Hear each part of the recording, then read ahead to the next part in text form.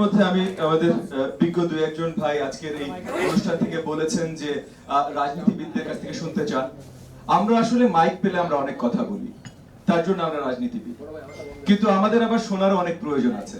So আজকে যেমন এই যে আমাদের লয়ের ছাত্র কিছু কথা বলছিলেন, আমাদের মিডিয়ার ভাইয়েরা, রিপোর্টার ভাইয়েরা কিছু কথা বলছিলেন, এই কথাগুলো অনেক সময় শোনাটা আমাদের জন্য প্রয়োজন। কারণ বেশিরভাগ সময় আমাদের থেকে জনগণের এক্সপেকটেশন থেকে আমরা কথা বলবো, আমরা সবাই যদি বলতেই থাকি আমরা শোনার সুযোগ কোথায় পাবো এবং আপনাদের হয়ে কাজ করার সুযোগ কিভাবে পাবো। সো শোনার আমাদের প্রয়োজন আছে এবং আজকে শোনাবার জন্য আপনাদের সবাইকে ধন্যবাদ।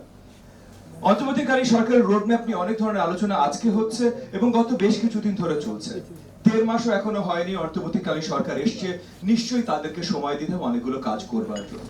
এটা যেমন সত্যি কথা, যে কোনো কাজের শুরুতে আমাদের পরিষ্কার করে বলে নিতে হয় আমরা আসলে কি কাজটা করতে চাই, তারপর আমাদের সময় লাগবে এই কাজটা কি কিভাবে করা যায়, এই কাজ করার সময় কি কি প্রতিকূলতা আমরা ফেস করতে পারি। এবং আমি ধরেই নিচ্ছি আমাদের দ্বারা এই মুহূর্তে এখানে দাঁড়িয়ে বা বসে বোঝা সম্ভব না যে আমাদের অন্তর্বর্তীকালীন সরকারের গুরু দায়িত্ব যাদের কাঁধে আছে তারা কত মুশকিল, কত প্রতিকূলতার মাধ্যমে যাচ্ছেন। সো ওনারা যা যা করছেন, অবভিয়াসলি আমরা রাজনৈতিক মহলে অ্যাটলিস্ট যারা আছি তারা সবাই প্রতিনিয়ত বা 24 ঘন্টা, দিনরাত 24 ঘন্টা তাদের কোনো সহযোগিতার প্রয়োজন হলে আমরা এক পায়ে দাঁড়িয়ে আছি তাদেরকে সেই সহযোগিতা করবার জন্য। এখন সহযোগিতা করতে যদি ওনারা ডাক দেন তখনই আমরা করতে পারবো। এখন ওনাদের যতটাই সময় লাগবে, অন্তর্বর্তীকালীন সরকারের দায়িত্ব ইউজুয়ালি একটা হয় জনগণের সরকার এনে দেয়া। সো জনগণের সরকার এনে দিতে হলে আসলে একটা নির্বাচন লাগবে। নির্বাচন তাড়াহুড়া করে না হয়, কারণ স্বচ্ছ নির্বাচন লাগবে। আমরা 15.5 বছর অপেক্ষা করেছি একটা ভালো নির্বাচনের, দরকার হলে আরো 1 বছর অপেক্ষা করবে একটা ভালো নির্বাচনের, কিন্তু নির্বাচন ভালো হইতে হবে।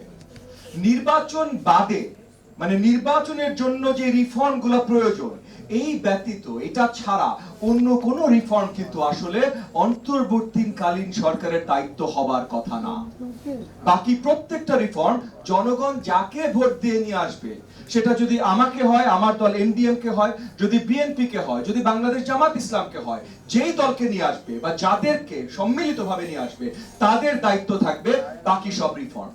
সো এখন যদি অন্তর্বর্তীকালীন সরকারের দায়িত্ব হয় নির্বাচন রিলেটেড যত রিফর্ম, তাহলে ওনারা যদি আরো পরিষ্কার করে আমাদের জানাতে থাকেন, এবং ওনারা জানাতে চেষ্টা করছেন, এগেন এক মুহূর্ত জোরে ধরে নিয়েন না যে আমি তাদের উপরে কিছু চাপাচ্ছি, ওনারা জানাতে চেষ্টা করছেন, তবে হয়তো ওনাদের জানানোর প্রসেসটা যদি আরো স্বচ্ছ হতো, যদি আরো রেগুলার হতো এবং আরো রেগুলারিটির সাথে যদি ওনারা আমাদের সাথে বসতেন এবং আরো রেগুলারিটির সাথে যদি আপনাদের সাথেও বসতেন এবং আপনাদের সব প্রশ্ন রেগুলার উত্তর দিতে চেষ্টা করতেন, তাহলে আমরা জানতাম যে এই নির্বাচনের জন্য কি কি রিফর্ম ওনারা চিন্তা করছেন প্রয়োজন।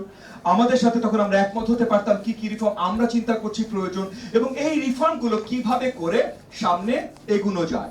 কারণ অন্তর্বর্তীকালীন সরকারের রোডম্যাপ নিয়ে যখন কথা বলবো, যদি নির্বাচন ছাড়া অন্য কোন রোডম্যাপ নিয়ে আমরা কথা বলি, তাহলে ওই রোডম্যাপের ওই শুরুতেই আমরা বড় ভুল করে ফেলেছি। জনগণের ম্যান্ডেট ছাড়া জনগণের জন্য রোডম্যাপ আর কেউ করতে পারে না।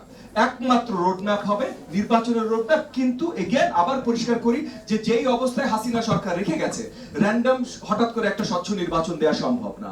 পুলিশ প্রশাসন থেকে শুরু করে লোকাল সরকার থেকে শুরু করে অনেক জায়গায় আসলে কিছু রিফর্ম দরকার জাস্ট নির্বাচন সঠিকভাবে করবার জন্য। সো সেগুলো কিভাবে হবে, কি হবে, ওনারা আমি ইতিমধ্যে ধরে নিচ্ছি যে 6টা কমিশন ওনারা বসিয়েছেন, ডিসেম্বর মাসে আমাদেরকে জানাবেন এবং ওখান থেকে আমরা তো আলোচনা শুরু করবো এবং সামনে আমি এখনো অত্যন্ত আশাবাদী খুব সুন্দর একটা নির্বাচন এই অন্তর্বর্তীকালীন সরকার এই জাতিকে আমাদের সবাইকে উপহার দেবেন ইনশাআল্লাহ।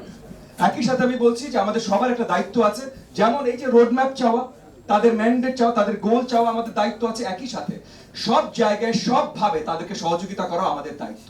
কারণ এই সরকারের স্টেবিলিটি আমাদের দেশের স্টেবিলিটি, আমাদের সবার স্টেবিলিটি। আপনাদের সকলকে অসংখ্য ধন্যবাদ। জয় বাংলাদেশ।